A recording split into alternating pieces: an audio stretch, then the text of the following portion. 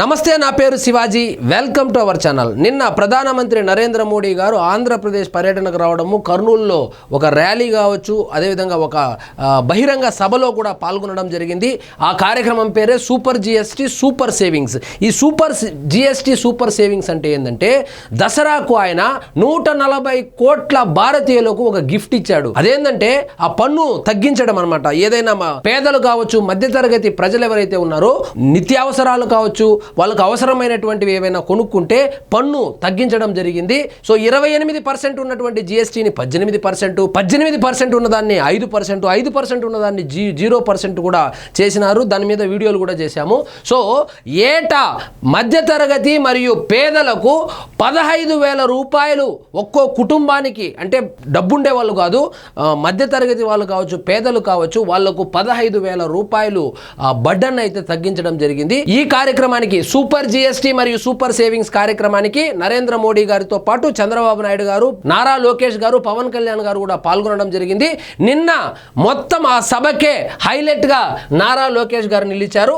నారా లోకేష్ గారు ఎక్కడో దూరంగా నిలబడుకొని ఉంటే నరేంద్ర మోడీ గారు ఆయన్ని పర్సనల్ గా పిలిచి ఆ ఫోటో కూడా తీసుకోవడం జరిగింది. ఈ సన్నివేశము తెలుగుదేశం కార్యకర్తలకు చాలా ఉత్సాహాన్ని ఇచ్చింది. ముఖ్యంగా నారా లోకేష్ గారు పడినటువంటి శ్రమకు నిజంగా ఈ విధంగా గుర్తింపు లభిస్తూ ఉంటే చాలా ఆనందం వేసింది. సో ఇక్కడ చూడండి, సూపర్ జిఎస్టీ సూపర్ సేవింగ్స్లో దసరా, దీపావళి కలిపి ఒకేసారిగా వచ్చినట్లుంది.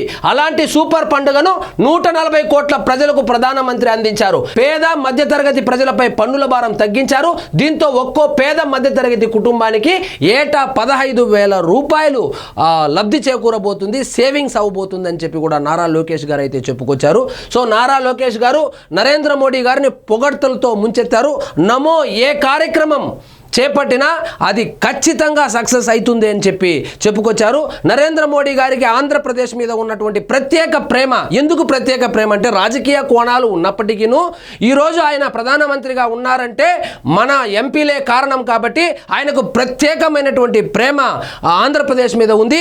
చంద్రబాబు నాయుడు గారు ఏమడిగినా ఇస్తున్నారు. పోలవరానికి నిధులు ఇస్తున్నారు, అమరావతికి నిధులు ఇస్తున్నారు, పంచాయతీరాజ్కి నిధులు ఇస్తున్నారు. అదేవిధంగా పెట్టుబడులు రావడానికి, కంపెనీలు ఆంధ్రప్రదేశ్లో పెట్టడానికి, ఆ ఇండస్ట్రీ పాలసీలో కొన్ని మార్పులు చేర్పులు కావాలంటే కూడా చేసి ఇచ్చారు. ప్రతి బడ్జెట్లోనూ రైల్వేస్ కావచ్చు, ఇతర రంగాలు కావచ్చు, ఆంధ్రప్రదేశ్కు పెద్దపీట వేస్తున్నారు.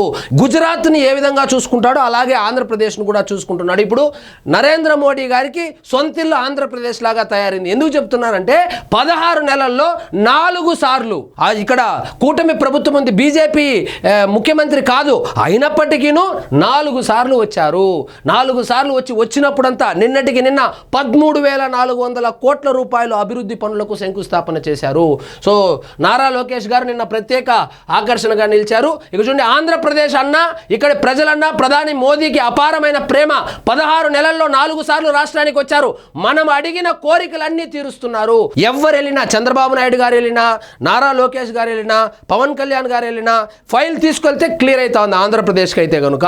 సో పక్క రాష్ట్రాలు కూడా చర్చించుకుంటున్నారు. ఆంధ్రప్రదేశ్కి అయితే ఎక్కువ చేసేస్తా ఉన్నారు, బడ్జెట్లో ఎక్కువ కేటాయింపులు జరిగిపోతుంది, ఆంధ్రప్రదేశ్కి కంపెనీలు క్యూ కడుతున్నాయని చెప్పి పక్క రాష్ట్రాలు కూడా అసూయ పడేలాగా వాళ్ళైతే కేంద్ర ప్రభుత్వం అయితే సహాయం అయితే చేస్తూ ఉంది. అందుకే చెప్పేది, ఎన్డీఏ కలిసి ఉంటే కలదు సుఖమని. ఎన్నికలకు ముందే కేంద్ర ప్రభుత్వం యొక్క సహకారం ఉంటేనే రాష్ట్రం అభివృద్ధిలోకి ముందుకెళ్తుందని నారా చంద్రబాబు నాయుడు గారు కావచ్చు, పవన్ కళ్యాణ్ గారు కావచ్చు, పట్టుబట్టి బీజేపీని తీసుకొని వచ్చి బీజేపీకి కూడా స్థాయికి మించినటువంటి సీట్లు ఇచ్చి కూడా, సో ఒకవైపు కార్యకర్తలు వాళ్ళకి ఎందుకు అన్ని సీట్లు ఇస్తా ఉన్నారని చెప్పి అసంతృప్తిలో ఉన్నప్పటికీ కూడా వాళ్ళకు మంచి సీట్లు, మంచి నెంబరే ఇచ్చి ఇప్పుడు నరేంద్ర మోడీ గారు ముఖ్యమంత్రిగా ఉండడానికి, ఎన్డీఏ గవర్నమెంట్ ఫామ్ అవడానికి కీలకంగా మారి, సో మొత్తానికి ఆంధ్రప్రదేశ్కి కావలసినన్ని నిధులు అయితే తెచ్చుకుంటున్నారు.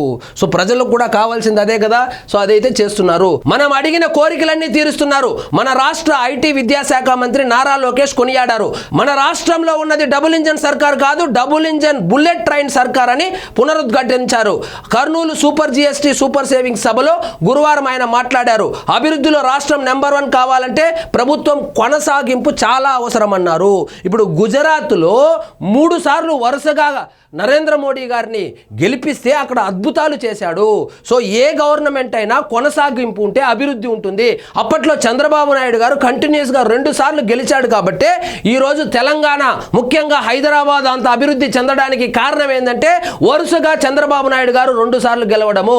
2014లో తెలుగుదేశం పార్టీ గెలిచి 2019లో మళ్ళీ జగన్మోహన్ రెడ్డి గారికి ఇస్తే ఆయన రివర్స్ ఇంజనీరింగ్లో మళ్ళీ రాష్ట్రానికి రివర్స్కి తీసుకెళ్లాడు. సో అలా కాకుండా 2024లో కూటమి ప్రభుత్వాన్ని గెలిపించారు.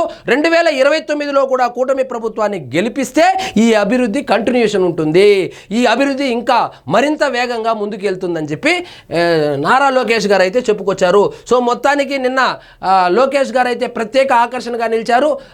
నారా లోకేష్ గారితో చాలా క్లోజ్గా నరేంద్ర మోడీ గారు కూడా మాట్లాడడం జరిగింది. రోజు రోజుకు సన్నగా అయిపోతున్నావు, ఇక కొన్ని రోజుల తర్వాత మీ నాన్నలాగా సన్నగా అయిపోతావని కూడా చమత్కరించడం కూడా జరిగింది. సో ఈ సన్నివేశాలు అయితే నిన్న సోషల్ మీడియాలో బాగా వైరల్ అయ్యాయి. సో ఇదండి ఈరోజు మన టాపిక్. మీకు ఈ వీడియో నచ్చినట్లయితే లైక్ చేయండి, షేర్ చేయండి, ఛానల్ మాత్రం సబ్స్క్రైబ్ చేసుకోవడం మర్చిపోవద్దు.